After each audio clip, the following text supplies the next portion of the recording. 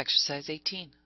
Kroll Corporation reports the following components of stockholders' equity on December 31, 2011. Common stock, $28 par value, 42,000 shares authorized, 32,000 shares issued and outstanding. Total $896,000.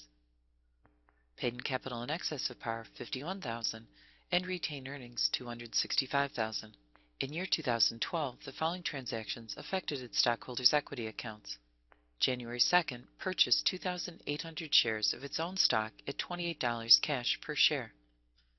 When a corporation purchases back its own stock from the market, it's referred to as treasury stock.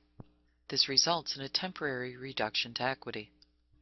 The journal entry to record the purchase of these shares, referred to as treasury shares, is a debit to treasury stock common for the cost, $78,400, and credit cash. On January 7th, directors declared a $1 per share cash dividend payable on February 28th to the February 9th stockholders of record. Dividends are only paid on outstanding stock. At the beginning of the year, 32,000 shares were issued and outstanding. As a result of the purchase of the 2,800 shares on January 2nd, the number of shares outstanding drops from 32,000 shares down to 29,200. Each share outstanding will be receiving $1 per share as a dividend. The journal entry debits retained earnings for $29,200 and credits common dividend payable. On February 28th, paid the dividend declared on January 7th. On the date of issuance, debit dividends payable and credit cash. Notice that there is no journal entry on February 9th, the date of record. July 9th, sold 300 of its treasury shares at $33 cash per share. Debit cash for the amount received, $9,900, for the cost of the 300 shares. The 300 shares were purchased on January 2nd at $28 per share. 300 multiplied by 28 is $8,400, and the remaining $1,500 is recorded in an equity account paid in capital from treasury stock, $1,500. On August 27th, sold the remaining 2,500 shares of treasury stock at $26 per share.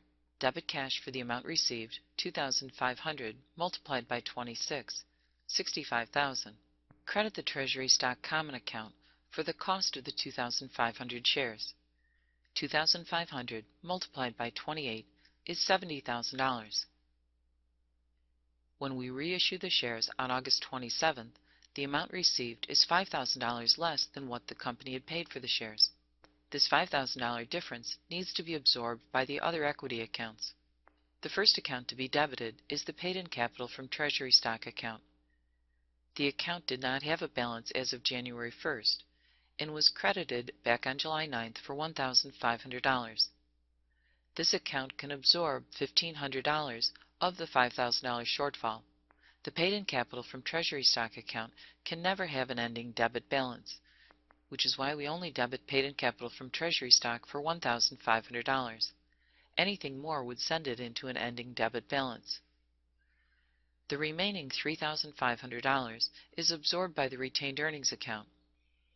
The $3,500 is presumed to be a dividend, as a net of $3,500 was transferred back to the owners. On September 9th, the directors declared a $1 per share cash dividend payable on October 22nd to the September 23rd stockholders of record. At this point, all 32,000 shares that had been issued are now also outstanding. There are no shares being held in treasury. The total dividend, then, is $32,000. Debit retained earnings, $32,000, and credit dividends payable. There is no journal entry on the date of record, but on October 22nd, the dividend is paid. Debit dividends payable and credit cash. December 31st closed the $14,000 credit balance in the income summary account to retained earnings. Debit income summary and credit retained earnings. Requirement 2 asks us to prepare a statement of retained earnings for the year ended December 31st, 2012. The beginning retained earnings balance had been $265,000, to which we add net income, $14,000, and then subtract the dividends declared, $61,200. We also need to subtract the amount that was debited to retained earnings as a result of the treasury stock reissuances, $3,500, bringing the ending balance in retained earnings on December 31, 2012 to $214,300. Requirement 3. Prepare the stockholders' equity section of the company's balance sheet as of December 31, 2012. Throughout this process, the balance in common stock didn't change. It stayed at $896,000. Nor did we change the balance in paid-in capital in excess of par. Although we had used the account paid-in capital from treasury stock, the balance was eliminated when we resold the 2,500 shares, and the balance in retained earnings comes from the statement of retained earnings, $214,300. Total stockholders' equity, $1,161,300.